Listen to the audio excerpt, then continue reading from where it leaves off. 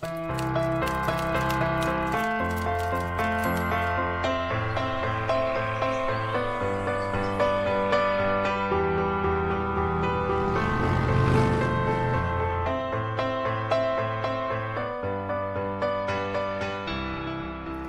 I'm Jeff Zeig, and here I am in the training room of the Milton Erickson Foundation in Phoenix, Arizona, with another 5-minute tip for therapists. This particular tip is about the use of metaphor.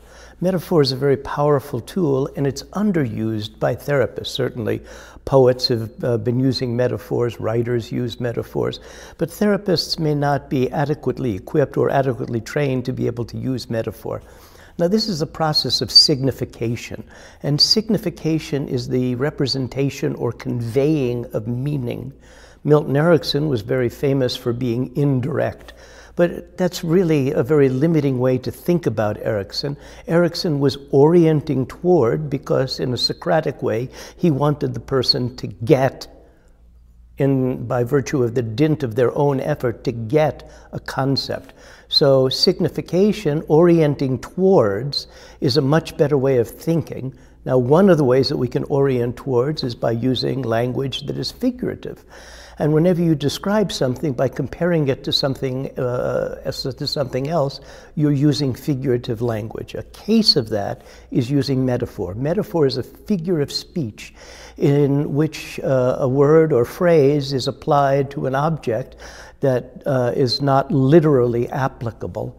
Now, metaphor does not have to be only something that we do with words. And if we only think about metaphor as words, we're limiting ourselves. Now, let's just go back to a very simple metaphor. In Romeo and Juliet, Shakespeare has Romeo say, "Juliet is the sun." Now, that's a metaphor. And somehow Shakespeare was in the state of being orienting towards, or the state of signifying, being figurative in his use of language. If you asked 100 people, what does Juliet as the sun mean, you would have a wide variety of responses, but we would all get the realization, the conceptual realization, that to Romeo, she is the center of his world. And the metaphor conveys that. Now, we don't only need to use verbal metaphors. We can use spatial metaphors. We can use tonal metaphors. We can use gestural metaphors. We can use postural metaphors. We can use living metaphors. We could do sculpting, therapist sculpting as a metaphor. Metaphor is the way of conveying a representation. And so if you say to somebody, "You're a lion," that's a metaphor. Now, you could use a simpler form, a simile. "You're like a lion." Shakespeare could have said Juliet is like the sun, but the metaphor was much more powerful. Now, when you can begin to grasp the idea that metaphor is something that you can use, something that you can apply, something that can make your therapy more successful when you want to convey a concept. If you just want to convey a fact, just explain the fact. But when you want somebody to grasp, to get it, to realize something, then you're going to, you may be more successful by using a metaphor. What I tell my students is when you're doing a hypnotic induction, then when you come to a concept that you want the client to realize, let's say the idea that you want, the concept that you want the person to realize is comfort. As soon as you find a concept, then one of the things that you can practice is to create a simile.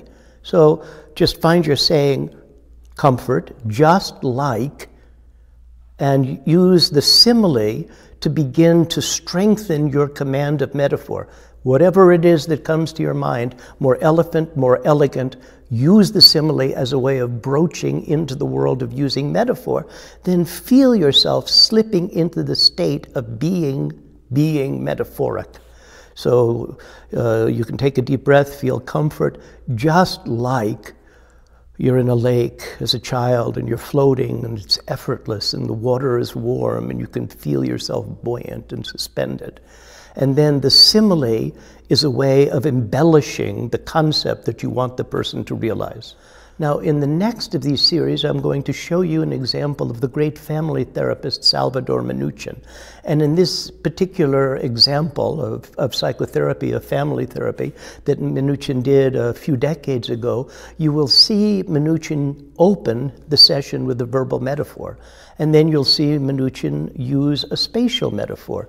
And you're going to be able to see the effectiveness that the use of metaphor has. And then there'll be an additional section. The third of this series on metaphor. I'm going to talk with you more about how you might apply metaphor in different stages of therapy. So this is Jeff Zeig with another 5-minute video for therapists from Phoenix, Arizona. Thank you very much.